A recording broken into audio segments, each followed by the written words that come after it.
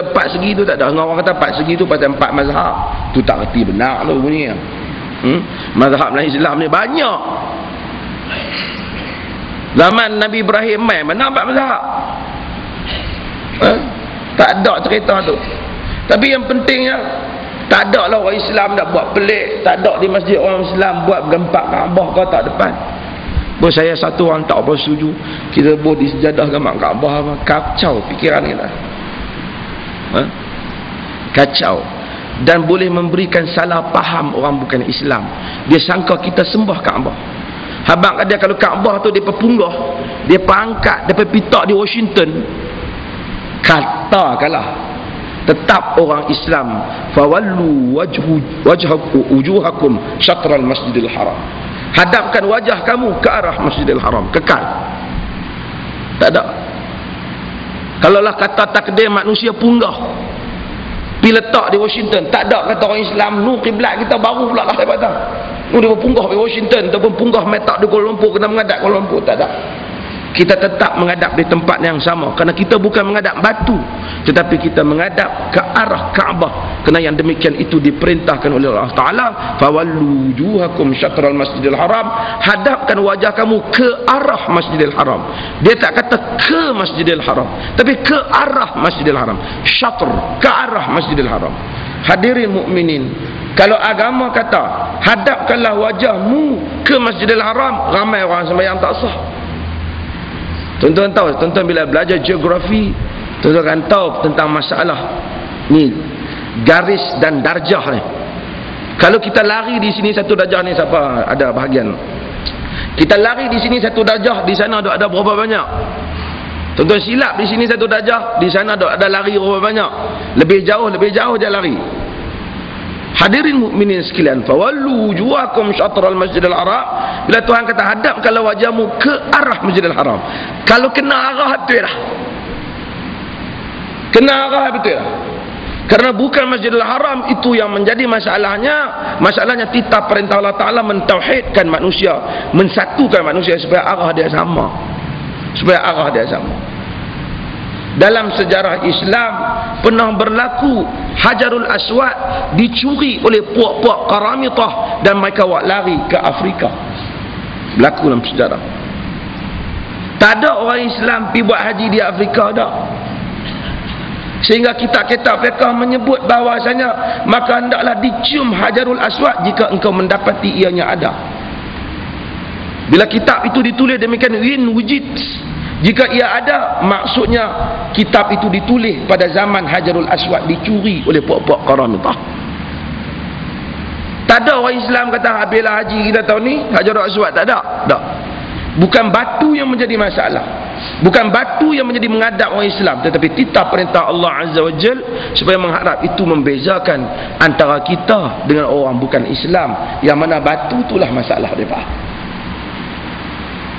Mari orang menziarahi kubur Rasulullah sallallahu alaihi wasallam. Kalau demikian dengan Hajarul Aswad, kalau demikian dengan Kaabah, maka tak boleh orang Islam pergi ambil serban dia duk genyeh-genyeh di Kaabah kan. Ni serban ni aku tenyeh di Kaabah ni, hantar orang ni, aku dah pakai ni. Dia melakukan suatu amalan syirik dan khurafat dia, perkara yang tak disuruh dan bid'ah yang dilarang oleh agama, kerana tak pernah pun disuruh demikian oleh agama. Ibadah ini tauqifiyah. Kita tak buat ibadat ni melainkan dengan cara Nabi tuju.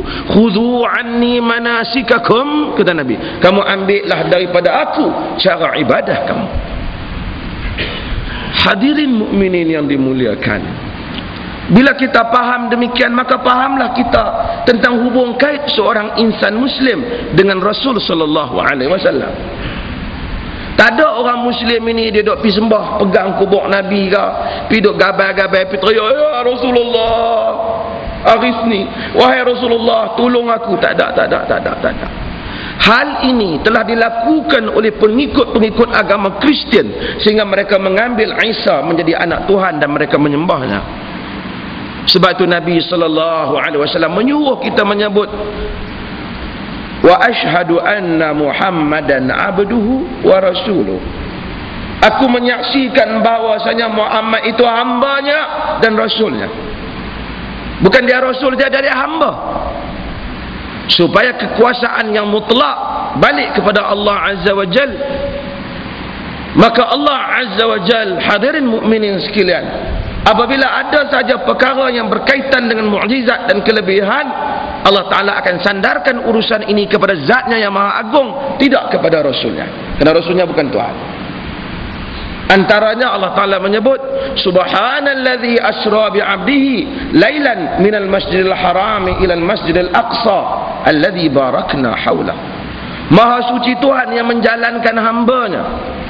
Di sini dia tak kata yang menjalankan Muhammad, tak kata yang menjalankan Rasulnya. Subhanalladzi asra bi'abdihi, maha suci Tuhan yang menjalankan pada waktu malam hambanya, supaya orang tahu perjalanan yang hebat itu, yang berjalan dalam keadaan yang hebat daripada Masjidil Haram ke Masjidil Aqsa yang jauh, yang tidak boleh dilintas oleh kenderaan sepantas itu, tidak dilakukan oleh Muhammad, tetapi dilakukan oleh Subhanalladzi asra, maha suci Tuhan yang menjalankannya.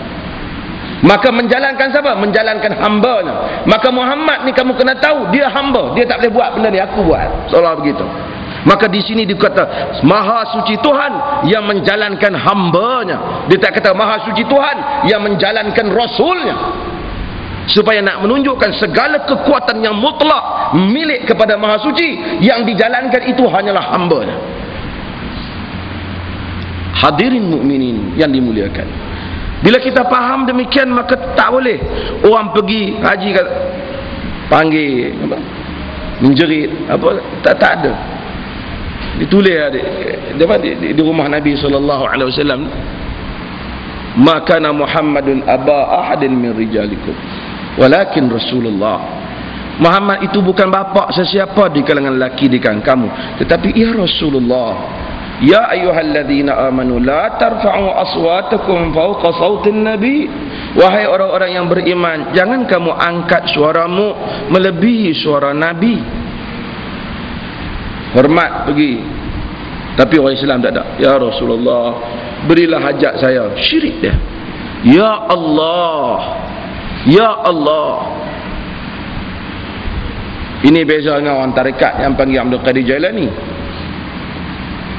Tok Bomo panggil Abdul Qadir Jailani, orang tarekat panggil Abdul Qadir Jailani, sebagian tu semua panggil Abdul Qadir Jailani. Mereka mentakdiskan, mensucikan tubuh manusia. Tarekat Qadariyah tu, saya cerita tuan-tuan, sebahagian tuan pernah dengar orang kali. Abdul Qadir Jailani ni kubur dia di Iraq.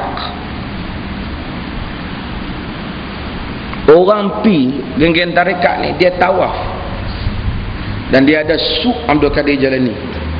Lepas tawaf dia sup tu nama sup Abdul Qadir Jailani.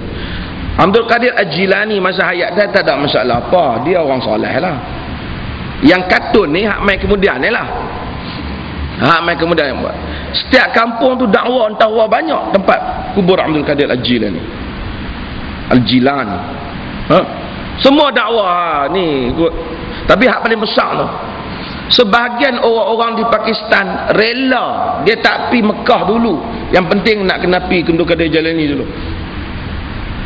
Macamlah sebahagian orang kita yang rela untuk tak pi Mekah haji, yang penting nak pi India dulu, India, Pakistan, Bangladesh.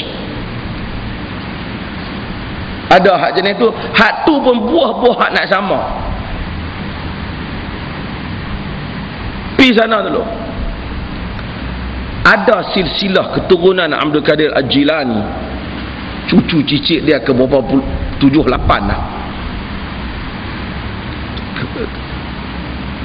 Tok Guru lah, Tok Guru tarekat Jilani, tarekat Qadariyah tu lah.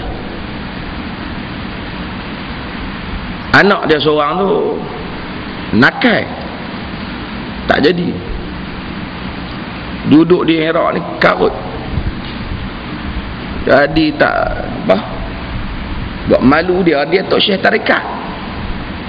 Tapi kalau tuan-tuan tengok Tok Syekh tarekat ni hebat lah.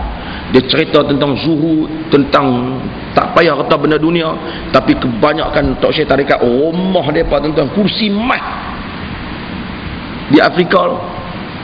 Di Syria tu helikopter buat dah. Pengikut ni lah cari duit, cari gelang, cari subang semua pergi ke Tok Syekh. Tok Syekh kaya yang amat-amat.